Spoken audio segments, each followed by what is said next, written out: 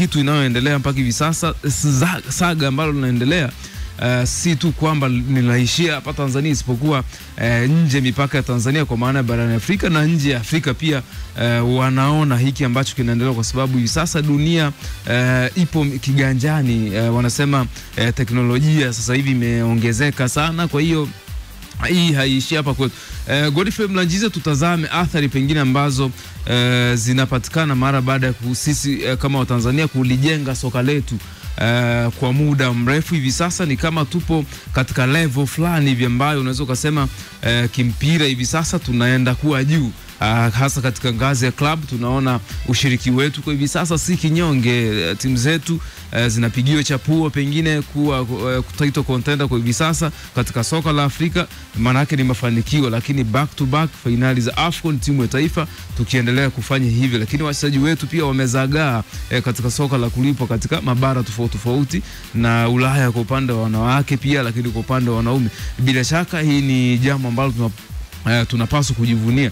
Lakini kwa hiki ambacho kinaendelea, unafikiri ni athari gani ambazo pengine zinaweza zikatukumba kwa siku za hivi karibuni? Momo, wakati saga hili linaendelea la majibizano obviously kati ya klabu ya Young Africans pamoja na taasisi hizi mbili, bodi ya ligi pamoja na TFF. Of course mara ya kwanza nilikuwa naona kwamba linaweza linaleta afya ya mabadiliko ya mpira wetu. Unajua Tanzania ligi yetu inaendeshwa kivyetu, si ndio? Ndio. Yani Tanzania tunasema huu ndo mpira wetu. Sasa mpira wetu ukoje tofauti na mpira wa South Africa? Mpira wetu ukoje tofauti na mpira wa Morocco? Mpira wetu ukoje tofauti na mpira wa Misri na tofauti na mpira wa mataifa mengine so far? Sasa Young Africans kurise haya madai yao, manake kulikuwa na chachu ya mabadiliko katika mpira wetu, na katika mabadiliko hayo naamini mabadiliko huwa yanakuja na vitu viwili. Kwanza tunasema positive changes, mabadiliko ya faida, mabadiliko chanya ya faida ambayo yanaweza katusogeza hapa tulipo, tunasema tumepiga hatua kwenda sehemu nyingine. Lakini mabadiliko haya pia yanaweza katutoa pia kutoka hapa tulipo yakaendelea kutushusha chini. Unajua wanasema unapiga hatua 10 mbele unarudi 20 nyuma. Sasa nizungumzie kurudi hatua 20 nyuma katika muktadha huu ambao ndo mbaya zaidi. Kwanza approach ya Young Africans, namna ambavyo wanadai madai yao kutoka kwa bodi ya ligi na TFF, kwangu mimi sio nzuri. Unajua Young Africans ni mdau wa bodi ya ligi, ni mdau wa TFF. TFF na bodi ya ligi wakubwa kuliko taasisi ya Young Africans, ndio. Tunazungumzia kimaadili, kitaaluma, the way ambavyo unaliapproach jambo lako kwa mtu ambaye yuko juu, inatengeneza mazingira mazuri ya wewe mwenyewe kulinda brand yako, kulinda brand ya mwenzako, lakini kulinda brand ya mwenzako ambaye yuko juu yako, ambaye anasimamia masuala mbalimbali ambayo mpo pamoja kwenye kuendesha mpira wa miguu sofa.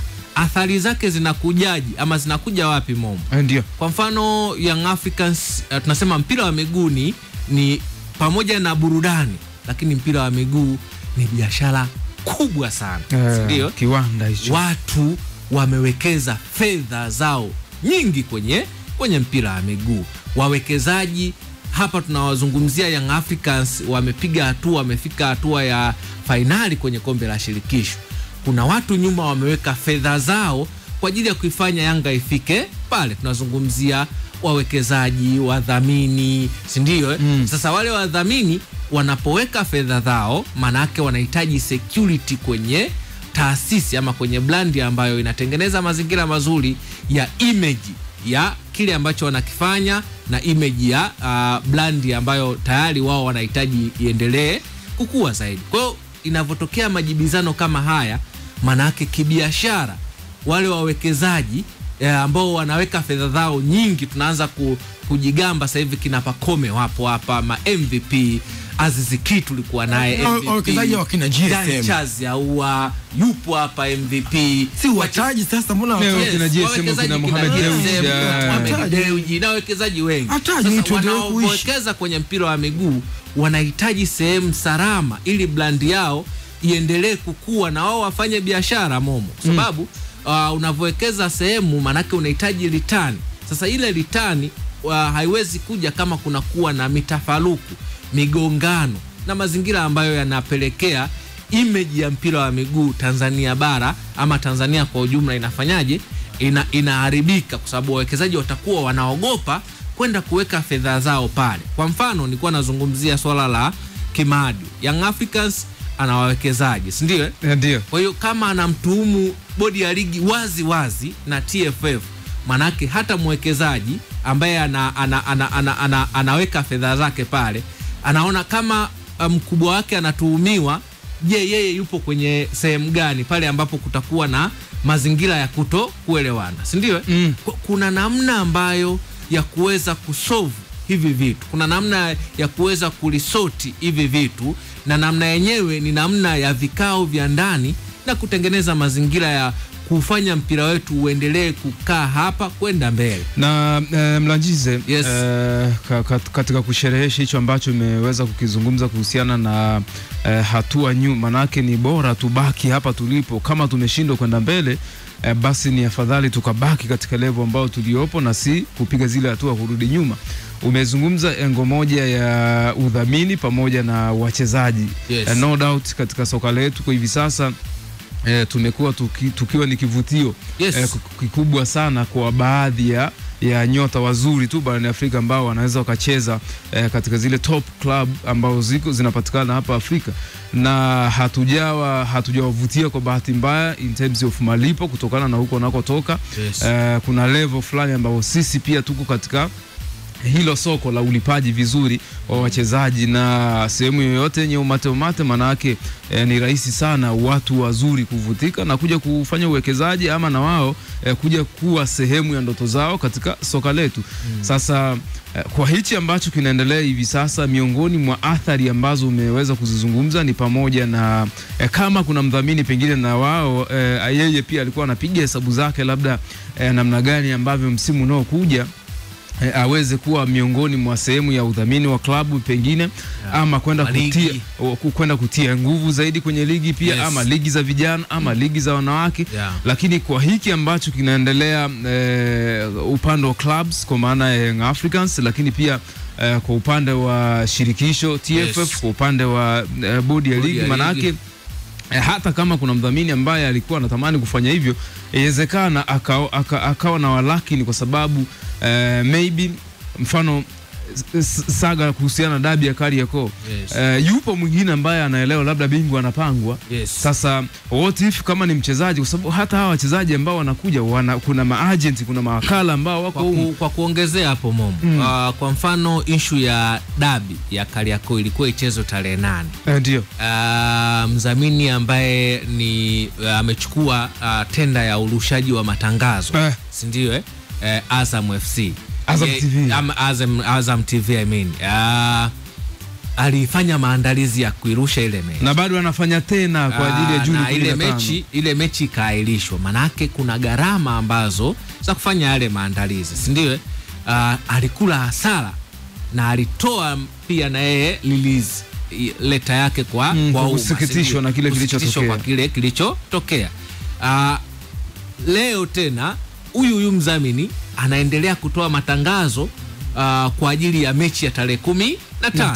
Nasema hamna kipengele uweke wewe, si ndio?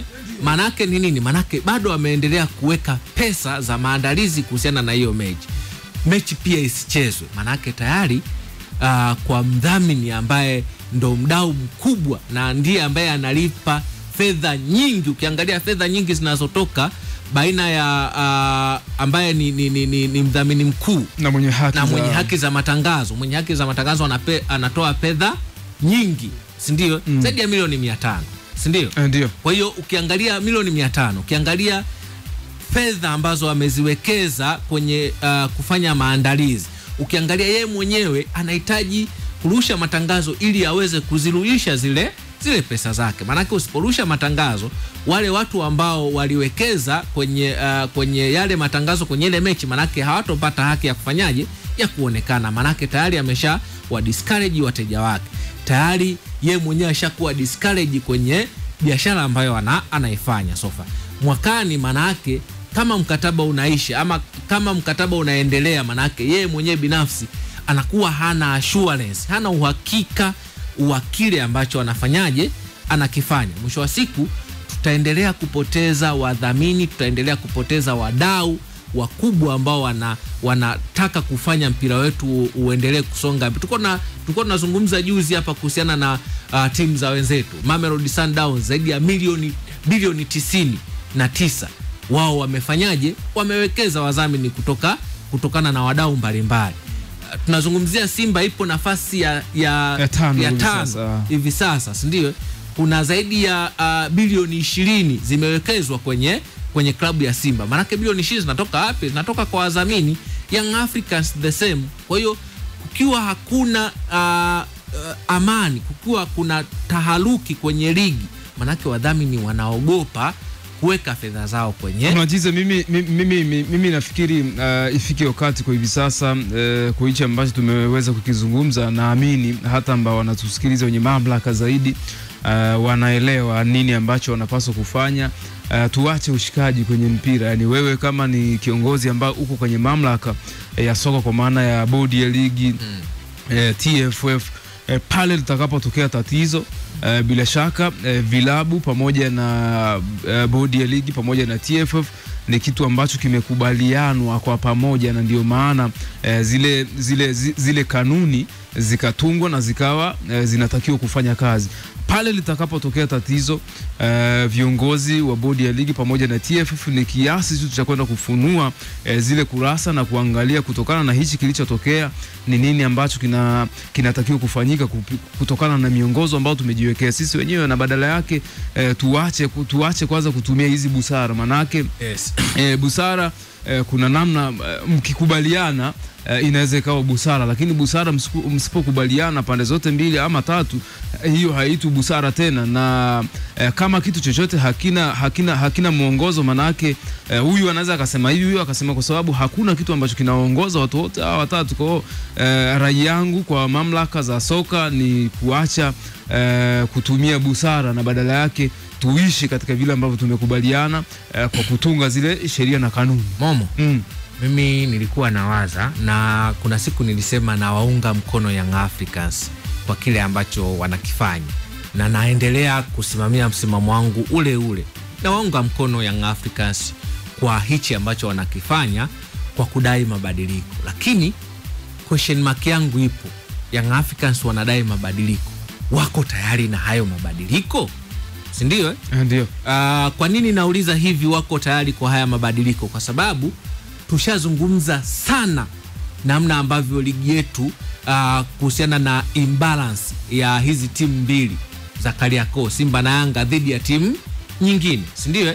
Namna ambavyo hizi timu mbili zinapendelewa kwenye mambo mbalimbali, hasa kwenye masuala ya waamuzi, kwenye masuala ya mechi. Timu zetu hizi mbili kubwa hazichezi saa 8, si ndio? Manake wanapotaka mabadiliko, tunahitaji mabadiliko hayo yaendane na kile ambacho kinapaswa kifanyike usawa. Hapo kwenye Simba na Yanga kucheza saa 8, kwangu mimi sioni kama ni upendeleo. Sioni kama ni upendeleo kwa sababu fakti ndogo tu, zipo nyingi, lakini miongoni mwa fakti hizo unajua Simba na Yanga kwa nature ya soka la Tanzania, Simba na Yanga, usiseme nature, tunazungumza mabadiliko. Arsenal Uingereza ni ukitaja mfano, ukitaja England mabadiliko. Mfano England sio timu mbili ndio timu pendwa